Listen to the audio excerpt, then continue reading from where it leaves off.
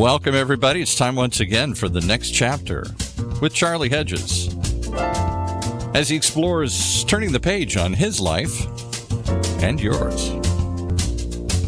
Hi, all. Charlie Hedges here with the next chapter with Charlie, and I just wanted to let you know that today's episode is really one of my favorites, and it's with one of my favorite people, with Kamin Samuel.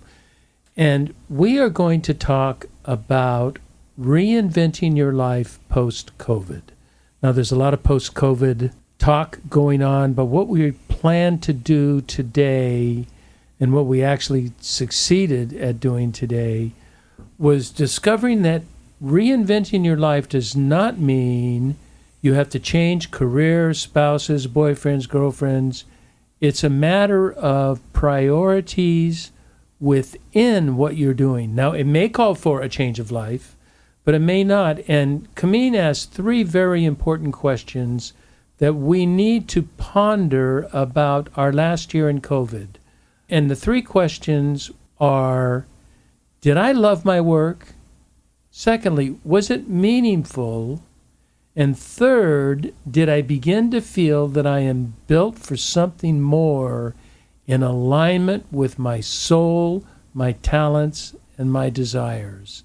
That's what we're going to talk about today. It's great stuff. Enjoy the show with Kamin Samuel. Kamin Samuel, what a treat to have you on the show once again. Hi, Charlie. It's such an honor to be here. Thank you so much for having me. Well, I can't wait. You know, Kamin, chatting with you is always such a delight, and really, you are one of my all-time favorite guests because you offer us so much. Oh, thank you. It's fun to be here. Yeah, it is. And I'll tell you, right now, it appears that we're about to enter a bit of everything is going to be post-COVID phase in life in the United States. And so I think a lot of shows are going to be doing post-COVID type of shows, and we're going to do one ourselves. And I was thinking that perhaps now might be a good time to rethink what our personal life might look like in the near as well as longer-term future. And I'm choosing to call this show Reinventing Your Life Post-COVID. What do you think about that?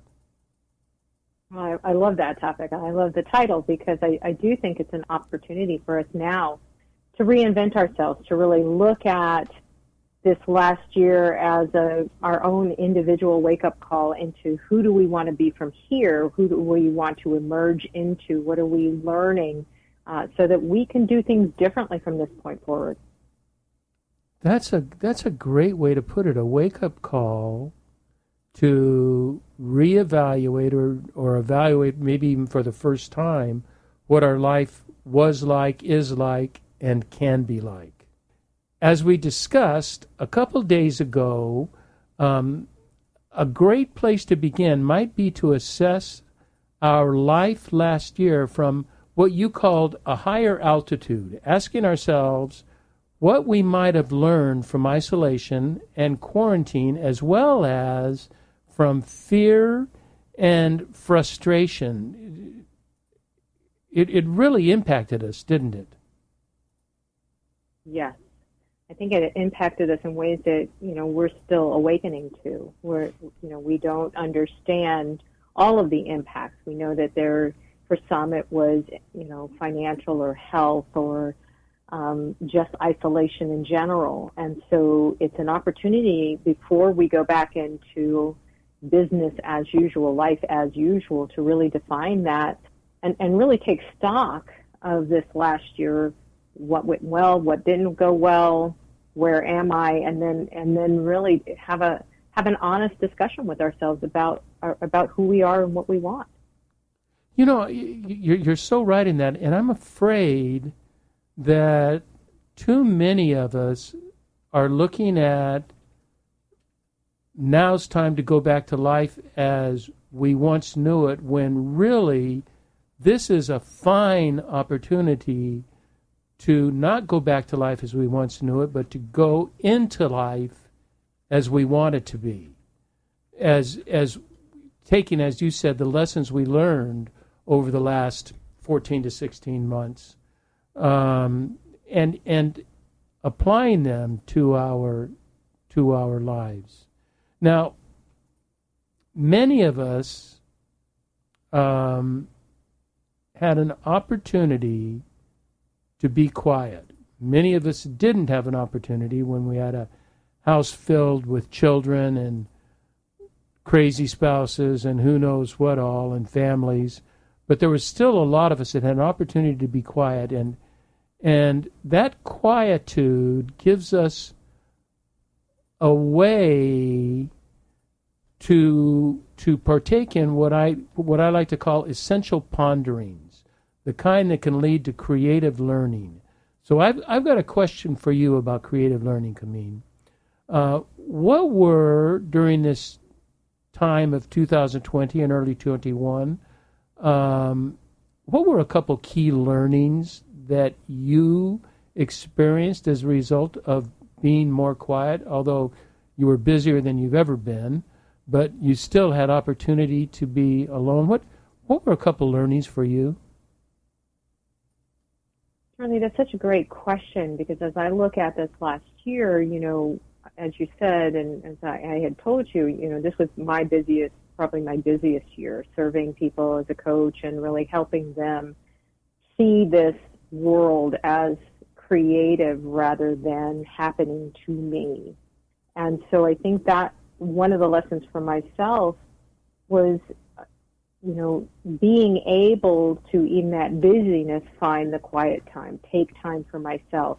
I happen to live in a beautiful home, and so being able, I found a new spot to sit in, to meditate in. Oh, did you? And it wasn't something that I had spent a lot of time in before, but it was an opportunity for me to watch nature and look out and look further into creativity as to what I want my life to be about, and how do I want to serve? How do I want to help people?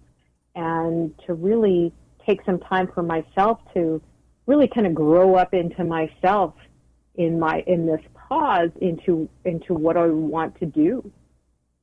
What does it mean to grow up into yourself? I mean, you seem to me to be pretty grown up into yourself. You are an inordinately mature woman for your age, and so what does it mean to grow into yourself?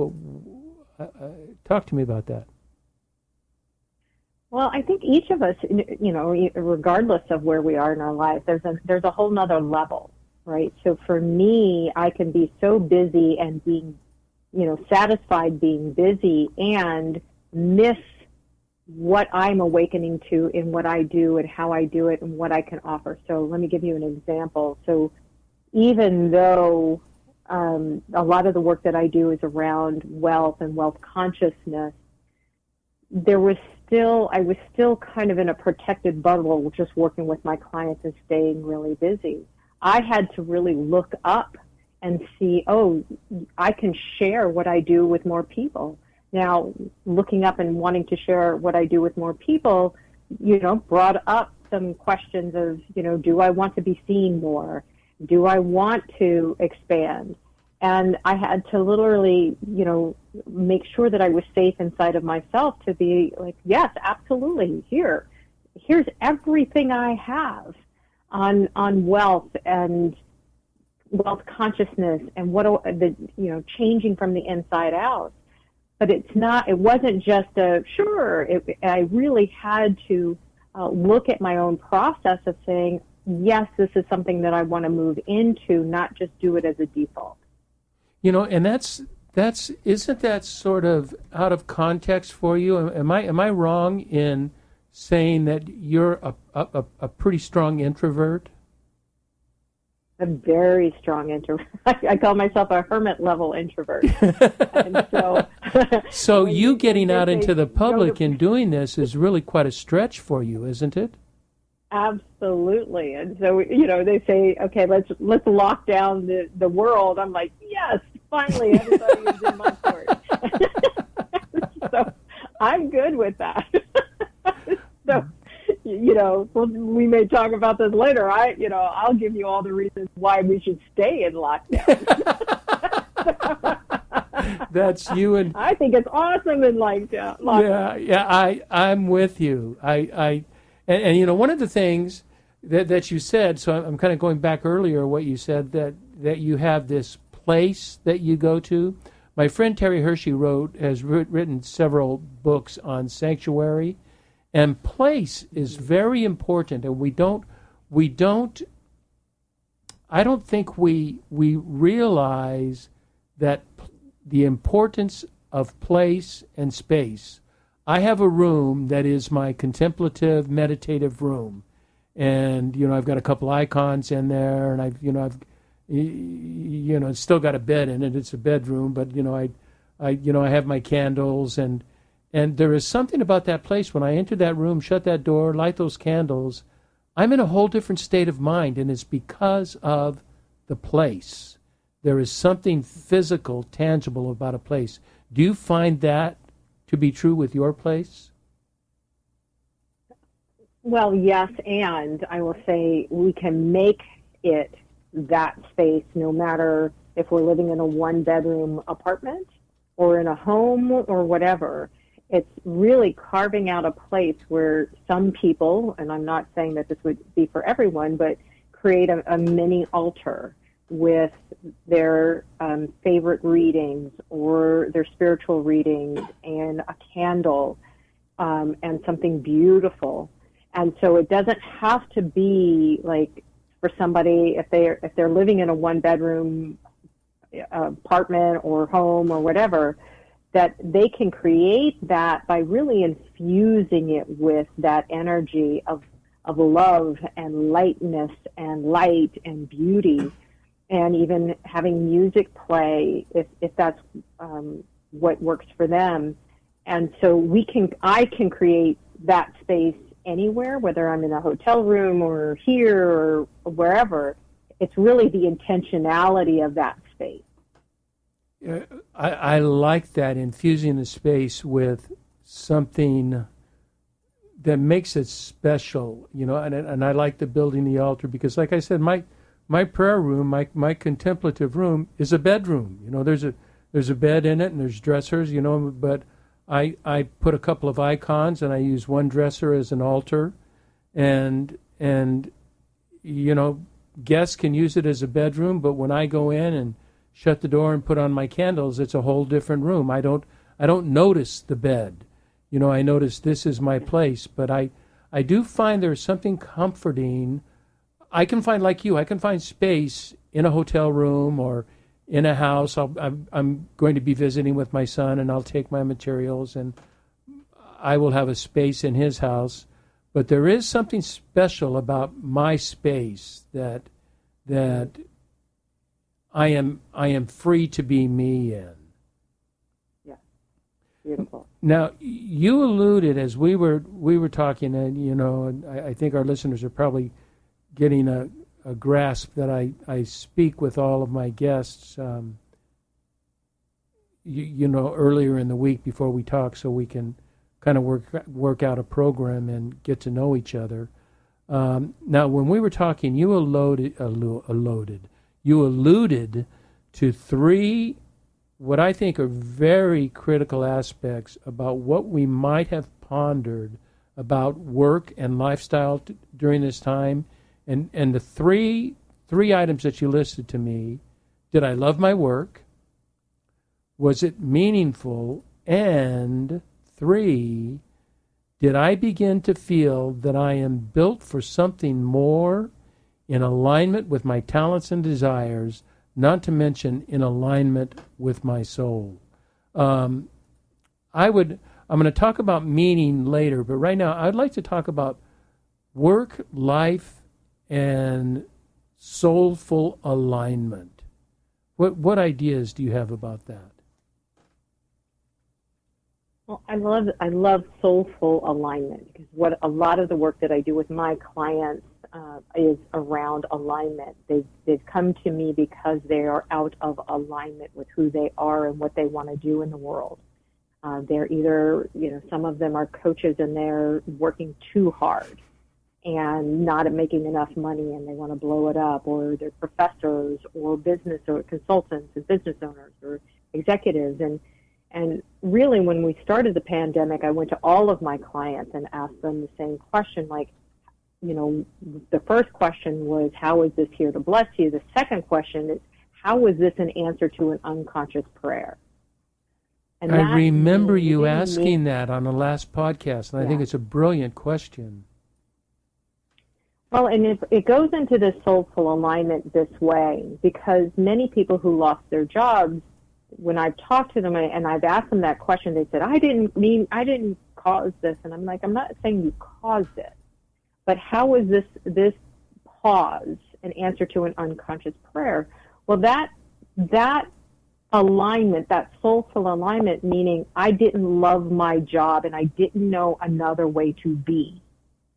I didn't know how to get out of my job.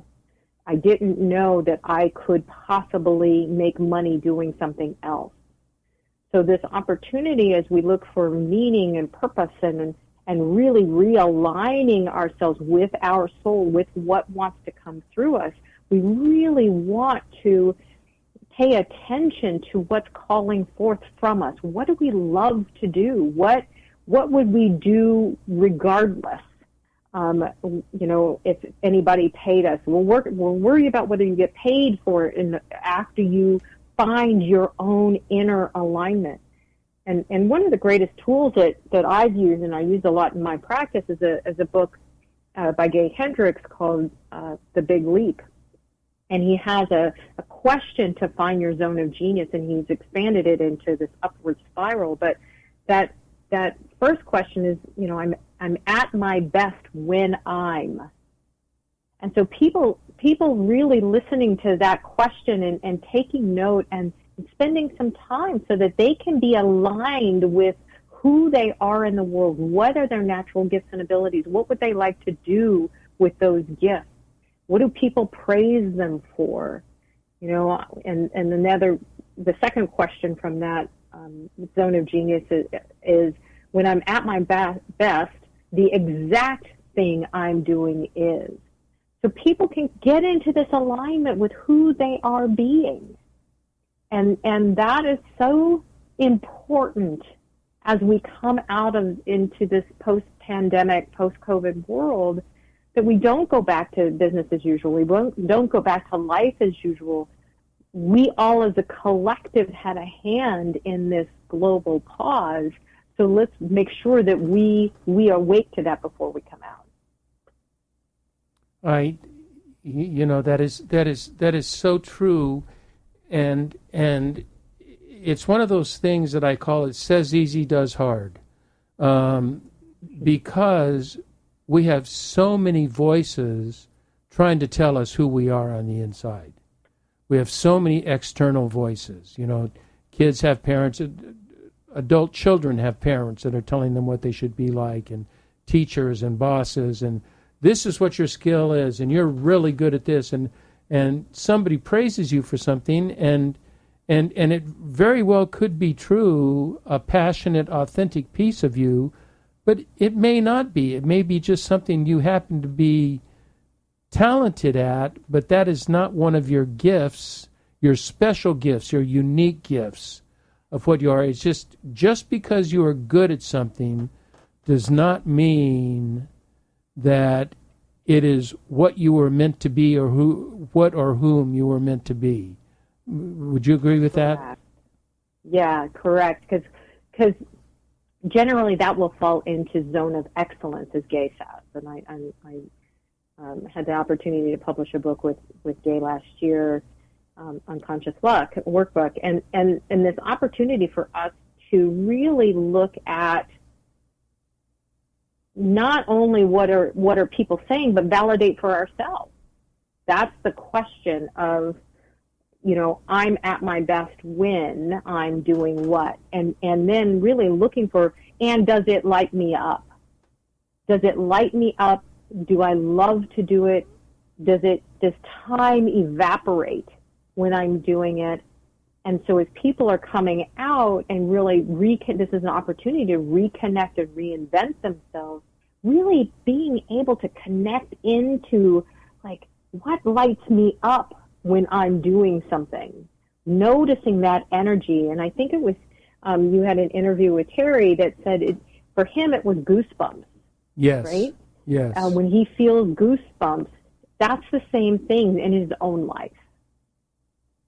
I like that. I used to ask a similar question about trying to find out your truest inner self, and one question is, what do you love to do? But then that's rather common.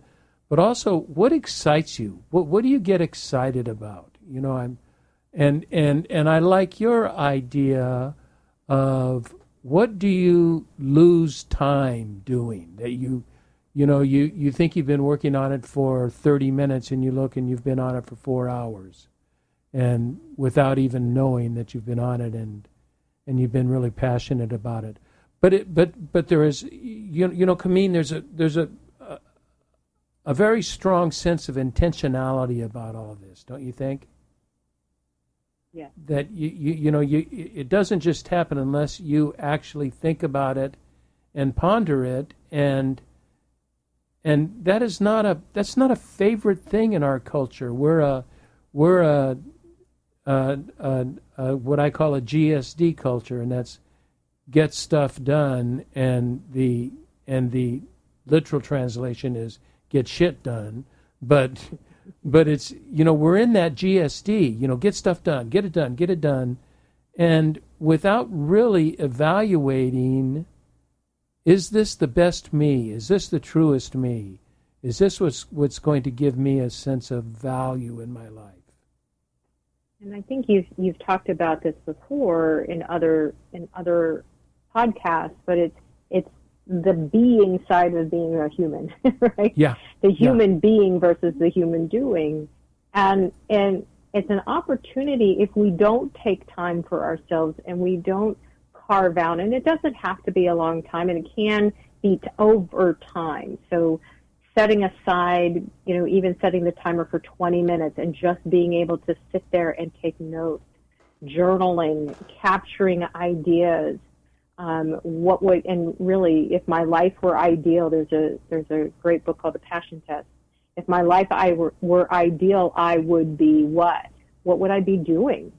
And being able to really help people to connect and really hear what wants to come through them. And they might say, well, many people will say, well, I love just laying on the couch watching Netflix and binge watching.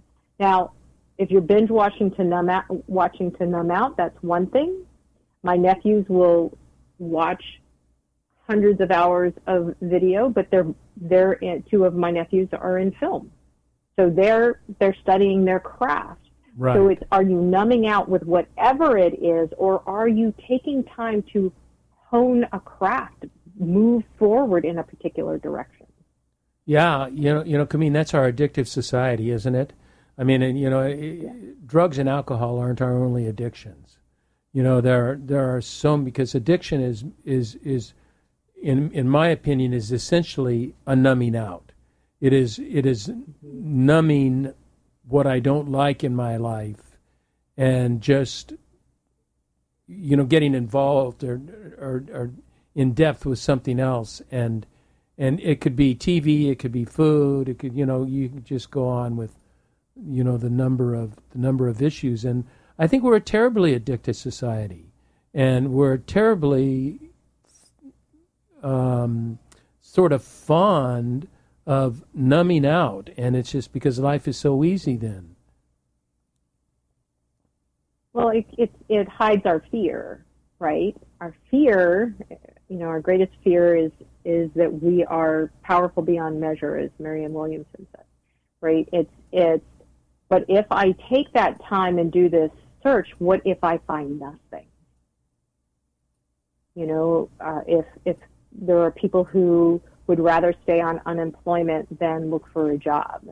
And that might be, and that's not everybody, because there are a lot of people who are searching to get back to work, but there are people who might not, they're getting paid well and they don't want to, but that too can be out of fear.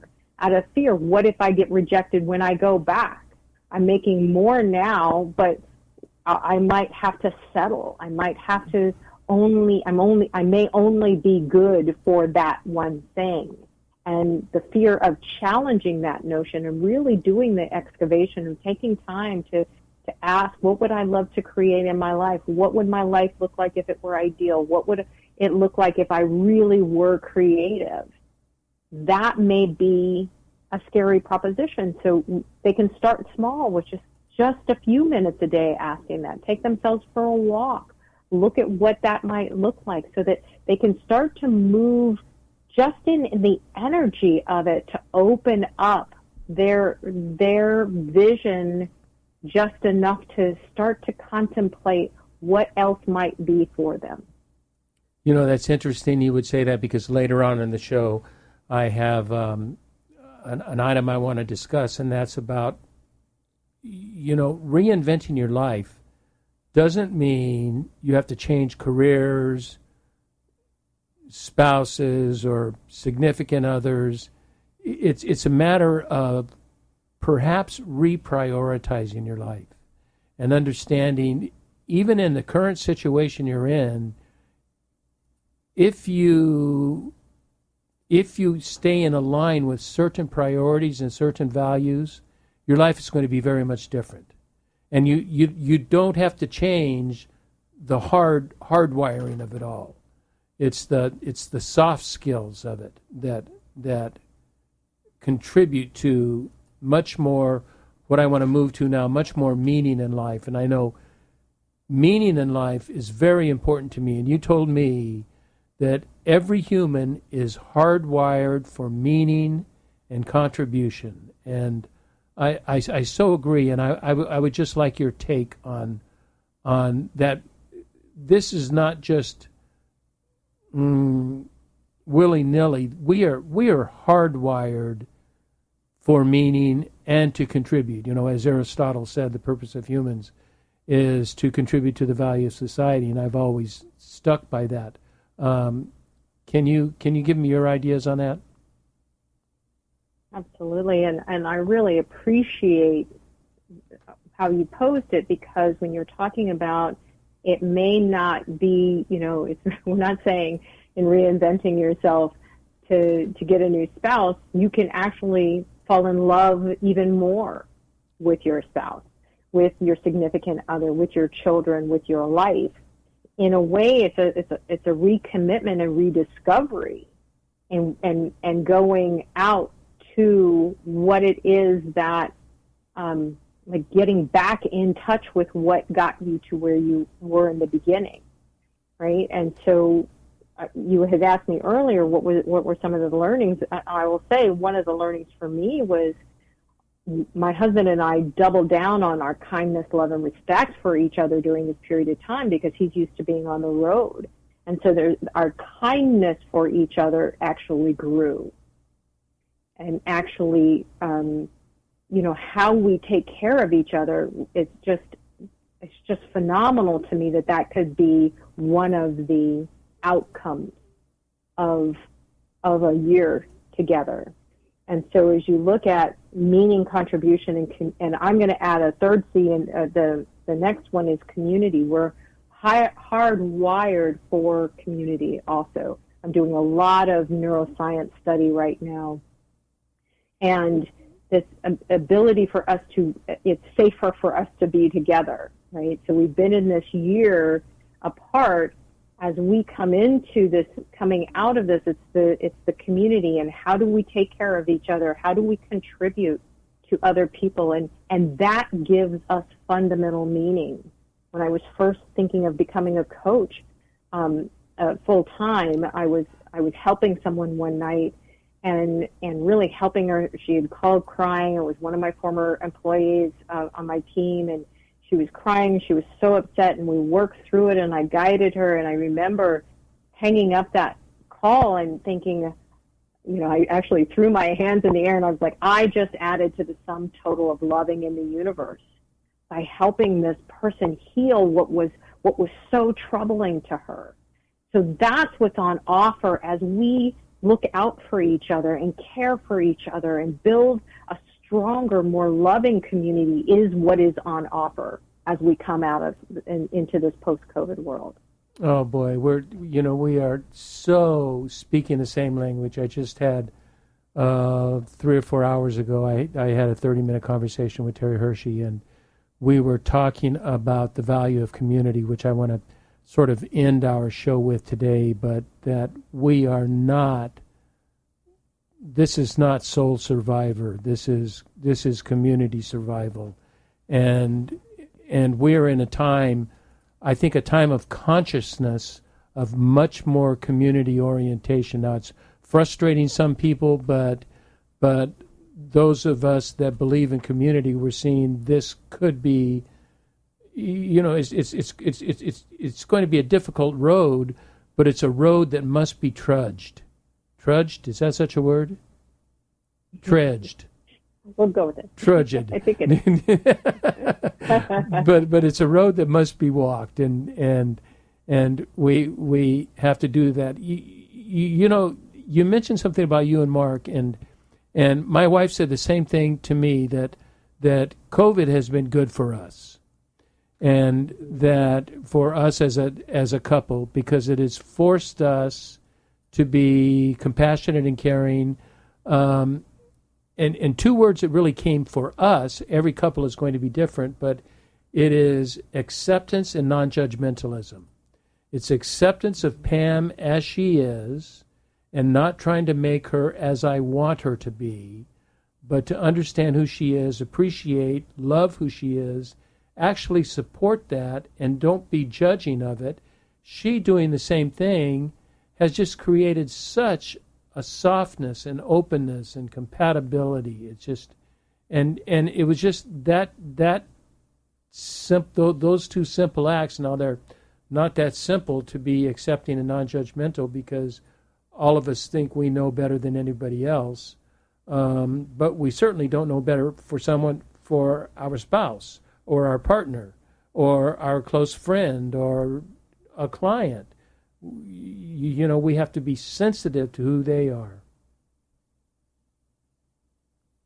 Yes, and to remember that the word loving is a verb, right? So it's our opportunity, even if this hasn't been somebody's experience, that it's been more challenging for them in their relationship. They can choose in any given moment to switch to, as I say, kindness, love, and respect, or acceptance, and really, bringing that love in, right? Bringing the compassion in, bringing in kindness, so that there's an opportunity for each person to live their best life and the unit that they are in to continue to grow. You know, I know my listeners have heard this, but I'll do it very briefly. My wife and I, once a year, we between Christmas and New Year's, we talk about what kind of husband was I last year, what kind of wife was I last year, and I will write down. I will have my wife identify, what could I do to make life great for you? Give me ideas. And I actually make a list and sort of rate myself by the list. Am I doing this? And how many times do we ask our spouse that question? What could I do to make your life wonderful? It's a beautiful question. Oh, it really is. It's really beautiful. Yeah, and it's very helpful. We're going to, we think we've been into the meat of this, but we're going to now get into. We've been talking a lot of theory. We're going to get into some practical parts. But before we do that, Kamin, we need to take a brief break. Is that okay with you? Yes. Okay, so let's take a brief break, Paul, and we'll come right back.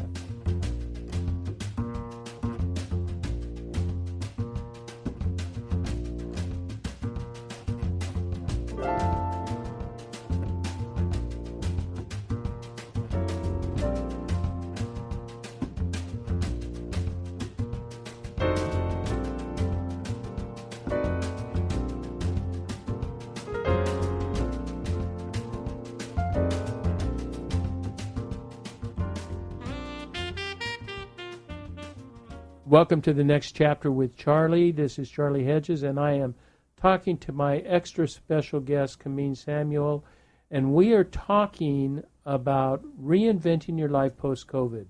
In the first half of our discussion, we talked about sort of ideas, concepts, ideas and concepts. Now we're going to get a bit more practical, and I want to start by talking more about something I mentioned earlier, and that is perhaps for some of us, this might be an opportunity to start over yet one more time and ask ourselves the question, what would I like to do given what I have gone through in the complexities of the last year? And maybe, and surprisingly, I'm not thinking so much about a career change or a relational change as I'm talking about a shift in priorities, a shift and I have some suggestions. In 1997, now I wrote a book called Getting the Right Things Right, Personal Strategies for Reinventing the Life You Want. And I was talking to our receptionist downstairs. When I told her I wrote the book in 1997, she said that it was a year before I was born. So talk about me feeling old. That was interesting. So, but in that book, I flesh out what I call the 4 P's, and that is passion, purpose, people, and power. And I have found those, Kamin, to be extraordinarily helpful in my life planning and my life development. It doesn't require a career change or a relational change. It requires activities in 4 what I think are sort of covering life in general ideas of passion. What do you do that aligns with your passion and incites your passion? Because what excites you? What gets you flowing, gets you moving? And are you doing those types of things? The next one is purpose, and that is our meaning. You know, that also has a lot to do with our work, but not solely with our work. What sort of activities do we do that fills a purpose in us, a meaningful purpose? The third one is people. We are relational beings. Even those of us introverts are not built to be alone. We are built to be with people. And what people do you have in your life, and how do you relate with them? And finally, power. I am talking about the source of power in your life other than yourself, and that's in AA. We call it a higher power. It is in a lot of different faith traditions. They call it source. You know, I call it God. It is something that is more powerful than myself. And what is my relationship to that? Do you have any feelings just in general on those 4 P's of passion, purpose, people, and power? I love those 4 P's, and I think that they're so helpful because, as you said, it's not necessarily even about changing anything outside in our life as much as changing our relationship to it. You could add the 5th P, which is what you brought in, which is priorities, right? It's this ability for us to look at the passion, purpose, people, and power, and this like from an inside-out approach that allows us to connect with ourselves first, to hear ourselves, and then connect with others. You know, I want to give an example. My lists are not exhaustive, but I have, and it's on my website, and anybody who wants to go on the website, go to videos and go to the last video, and I talk about, Terry Hershey and I talk in depth in video about the 4 Ps, and they're really quite good videos. I mean, I just reviewed them for the first time in like 5 years, and I said, man, this is better than I thought. And let me give you and the audience an idea what priorities were under my list of passion, purpose, people, and praise, to give you an idea of what I did. But you can certainly do anything you want to do. But for passion, for example, it was read 3 books a month. Secondly, find and enjoy beauty, galleries, museums, gardens, moving. International travel, 3 trips. And then pay attention, just as a means for presence and serenity. I think I'm a big believer in paying attention, that we, and I am horrible at this, that I can just go through life without paying attention. I can drive the same way and never pay attention to my surroundings, or I can be with people and not really pay attention. But those create passion for me. My purpose was, one, with my son. I'm his personal business manager and advisor. The blog, the podcast, my work with Wells of Life in Uganda, and my work with Wells of Life in the United States. Those 5 activities really fulfill my need for purpose, that I am being useful, I am contributing, I'm doing something meaningful, I feel good when I do them. And then with people, it's contribute to my wife's peace and safety, to be a friend, advisor, and father to my son. I have replenishing relationships with 3 people, and I have sort of neutral relationships that I work on. And finally, in power, I have a morning routine. I surrender to the will of God. I try to pay attention to my character and my spiritual health, and I have 1 retreat per year. That's as simple as it is. You know, it doesn't get much more simple than that, do you think? And then I evaluate myself monthly.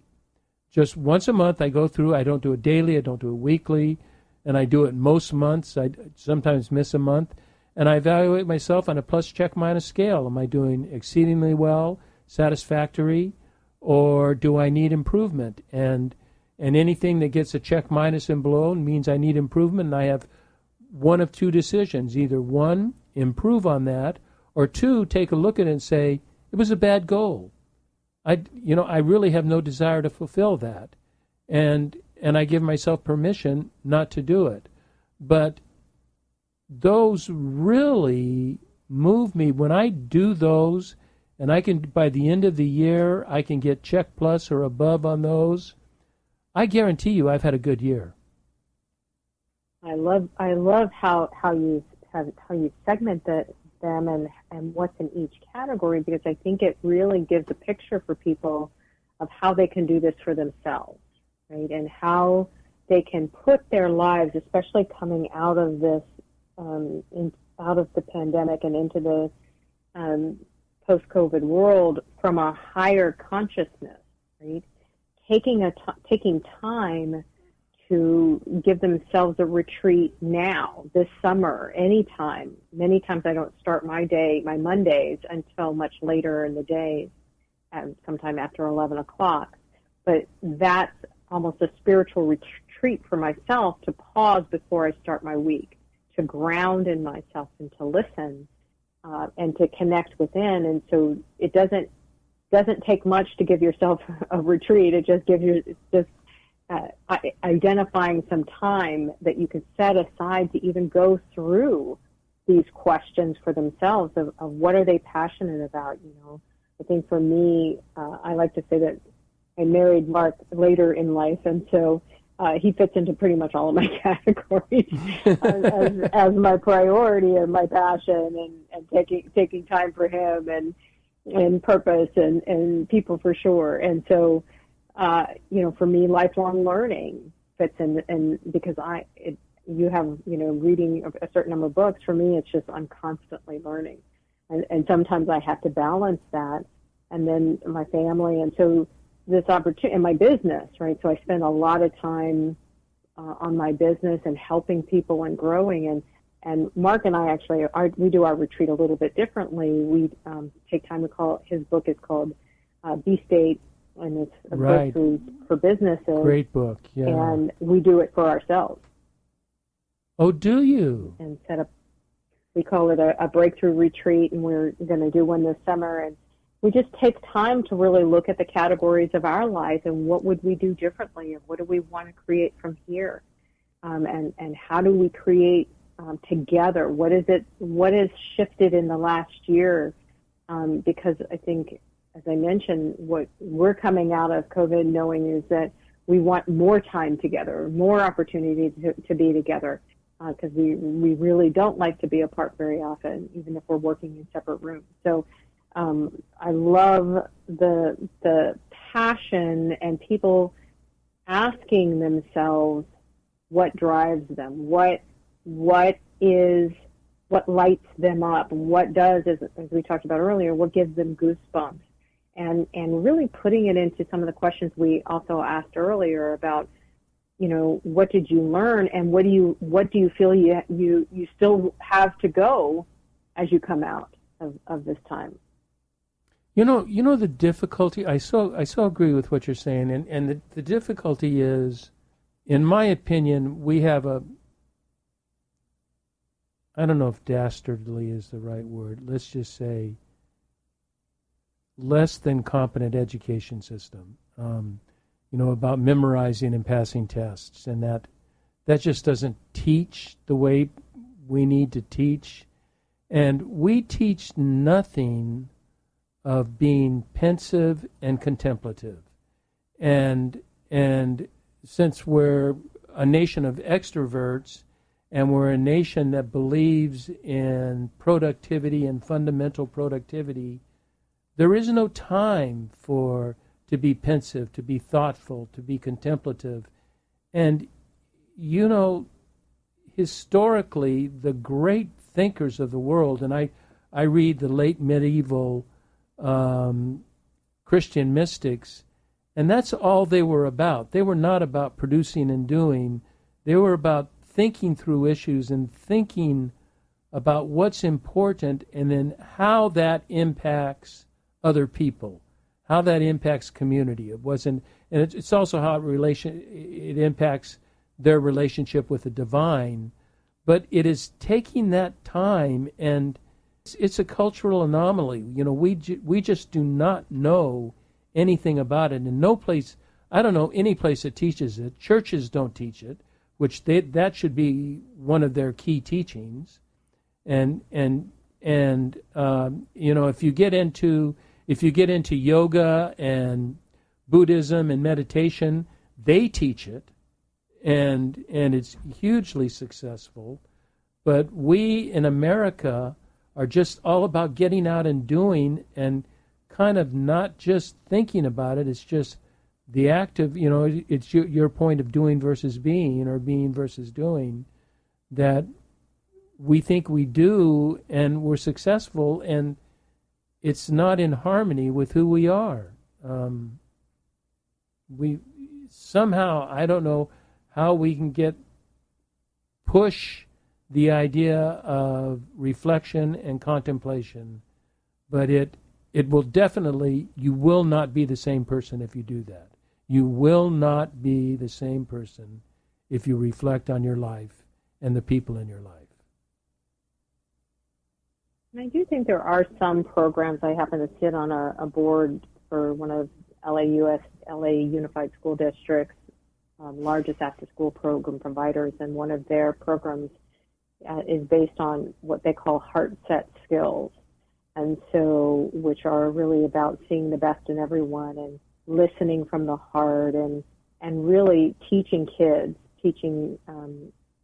these youngsters how to listen. And there's some other wonderful programs that are out there, but it's not widespread. And it is something that we do need to do, and we need to do for adults. I absolutely agree that there a greater amount of influence and focus needs to be done for adults, to give them the time to sit and think and make friends with their thoughts, right? Many times, I tell clients, we don't want you to spend too much time in your own thoughts, right? Because when we're in our thoughts, we're actually in our default side of our brain, and that's not always a good thing. And we can't actually do. We need to move over to the executive function of our brain to actually do. But we want our thoughts to be directional. Either from meditation, be empty of thought. No thought is the goal. To be able to bring ourselves back to our breath. Many times I'll send my clients a 1 minute meditation, and it's really just focusing on your breathing. Because what we're doing is creating space in our neural pathways for new information to come in, to rewire ourselves in the direction. So it's not just being in our thoughts where they're undirected or unfocused, because left to our own devices, depending on somebody's perspective and ego and whatever, they can get caught in a negative thought storm, and we don't want that. But what we do want is these opportunities to create no thought, to create space where they can hear what's the next step for them to take in their life. A lot of times, especially when somebody is struggling, I'll ask them to just get quiet and ask themselves inside, or their higher power, whatever they believe in, who could I be of service to, or what's the next thing for me to do, and listen for an action and follow through on that. So it doesn't have to be a 2-hour meditation or, in the lotus position, which I absolutely cannot get in. I'm not limber enough. There's no way. It would be 30 minutes of uncomfort. To do some box breathing, 5 in, hold for 5, 5 out, hold for 5. And that even comes from some of the Navy SEALs. And so this opportunity for us to really bring ourselves into alignment. When you talk about soul alignment, the only way we understand our own soul alignment is to create the space to hear what is our passion, to hear what our purpose, to hear who we connect to through the people, and that's tapping into our source, to tapping into that power. Like that, and I want to just take a part of what you said and kind of wrap up our discussion in it, and I think it's really essential as we're talking about reinventing our life, and it sounds like I'm talking just about the individual, about me, but as we both know, reinventing your life includes the people in your life and people not in your life. And so on a final note, one thing I've observed from isolation is the preeminence of communal versus individual thinking. There's a newfound reality that life is more than just about me. And, we are all stuck on this ego thing that life, no matter how much we want to make it about other people, it is still about me, and that truly the needs in life of other people, and that may include people I don't even know, they can be impacted by my personal attitudes and my behaviors, and especially the disenfranchised that we are now facing in our divisive country, that we are finally, it looks like we may attempt to do something for the disenfranchised. We'll see, how much government can do and how much we as individuals can do. But I have a question for you personally, and I think it's important for our listeners. I'm sure I've mentioned it before, but our listeners know that you are the first African-American female helicopter pilot for the Navy. Now that's a big deal, Kamin. Thank you. I mean that's a huge deal. And so you've had first-hand experience with race and gender discrimination, and I know community, as you have already talked about, So I'm just, my opinion is community is a very important word in your vocabulary. Can you wrap us up and tell us and talk to me about the transition from personal ego-centered goals to a more communal mindset, that we have a society that we're responsible to? What a great phrasing of that, Charlie, because I think it's really important. As a former military member, I served in order to protect and defend this country and the Constitution of this great nation.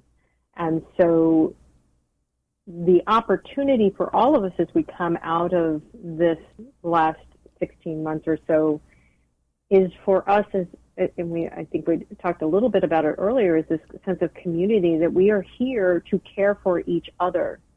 All of this bad behavior, the racism, the violence against certain people or anyone is not okay. Not okay by any stretch of the imagination, because it shows our own individual insecurity, that we are not we-centered, that we are not our brother's keeper. We are not here and supporting each other. And I think as we come out, it's even more important than ever for us to, if you're wearing your mask, and I still wear mine even though I have my shots, I still smile with my eyes and let people. It's a way for me as an African American woman out in a predominantly white world to let people know, look, I'm safe with you. And for each of us, no matter what color, race, creed, religion, this is an opportunity for us to really expand in the action of loving, in the action of caring, to use our passion, purpose, people, and power from this place that I am here to help and serve our fellow person, not just about me. It's not just about me. It's not just about me and mine. That we are as humans in evolution are based in community, that we can care for each other, that we can expand into greater loving, that us loving and caring for another does not take anything away. Us expanding into who could I be of service to today doesn't take anything away from anyone. And so we could be in a certain level of compassion fatigue over things, but this is an opportunity for us to double down into our compassionate nature and our loving nature, to keep thanking the people who are on the front lines, and those include our grocery store people and everybody who is around us who is service oriented, and for us to be service oriented as well. So really taking those 4 Ps and allowing ourselves to live from that and really see this world as creative. Nothing is being taken from anyone. There is enough space and room and love for everyone, and we can go into that. Mm-hmm. What Covey called, 40 years ago or so, the abundance mindset rather than the scarcity mindset. That there is plenty to go around, and we are raised. This is not. I heard Kevin Costner, and he just did a film called Black and White, or Black or White, or something like that, and it's on race, and he's really proud of the film. And he brought up the point that what point did he bring up? I had the point in mind, and then I lost the point. But he brought up, he said, I was raised in a, not overtly, but a racist society, racist family, and as most white Americans were, like it or not, there was that. He says, I am much better than my family. I am much better at accepting the whole. And he says, my children are way much better than me, because they're raised with, there's so many biracial children, and so much diversity going on, that our children, and I even see it with my son. My son plays professional baseball. Well, he's on a team that's 70% Latin, and he's just best friends with everybody. Race is not an issue, because they're all playing together trying to win games, and so the hope is going to be found in our kids. The difficulty is going to be in people my age, that are getting older, that are, we're just not raised this way, and so it's a whole different way of thinking, and yet we must do it. I just totally concur that we have to. Can I add one thing? Of course you may. So I recently did a talk on implicit bias, and not from a place of any racism. It's simply that it's unfamiliar. As Kevin Costner said, and you have alluded to, many people, it's unfamiliar for them to be around people that are different from them. We, as also humans, seek out sameness. Sameness says we are safe. And so what we have as an opportunity now to really look at is, how can we make others more familiar? How do we get to know people? Someone asked me recently, I made a comment about being black, and they said, well, is it black or African American, and how do I know? And I said, well, you just ask, right? You just ask, because it doesn't offend me. Because many people, this was about hiring practices, this talk, and they'll tend to go to Jane, John, Tim, those names versus somebody's name like Kamin or whatever. And so just be willing to ask, slow down, and see the other human in front of them, and open up that our job as adults is to make the unfamiliar familiar, and to give people, to see the benefit, give people the benefit of the doubt, see the best in people, and not do generalities. And this is the time that we can literally bring more openness, more awareness, more community, more collaboration, more abundance thinking. And I have a gift for your listeners, if it would be of service to them. If they go to wealthflightschool.com, I have a whole repository of resources on abundance and wealth, and 2 of my PDFs of my books are in there that they can have. Like, I want everybody to realize that everybody can win, that there is abundance everywhere around them if they can just tune into it and connect within and connect with another. I would love it. Would you please send me the link to that so I can put it in the show notes? Absolutely. And we can get it in the show notes. So I just couldn't agree more. So we're talking about reinventing your life. So there is a personal aspect to reinventing your life, and that's the true soulful self, and what does that mean? But it includes community, that this is not just about me, that I am part of a community. And, in my Christian background, we are all part of God's community, and all part of in harmony with that. And it's like I'll close with this. Saint Teresa of Avila, and she's known as like the mystic of mystics, and would have radical visionary prayers, and she would say, you can be in a mystical visionary prayer, where it's like almost out of worldly, out of body experience, but you can have a sister who is in need or pain. She says, your job is to leave your prayer and go serve your sister. And coming from Teresa, that's a big statement. And I think that has to do with, we have a personal job to do to increase the value we offer to the world, but also to know when it's a time to leave ourselves and go into the community and serve the community. I really love that, because it really is about kind of living love, living action, living service.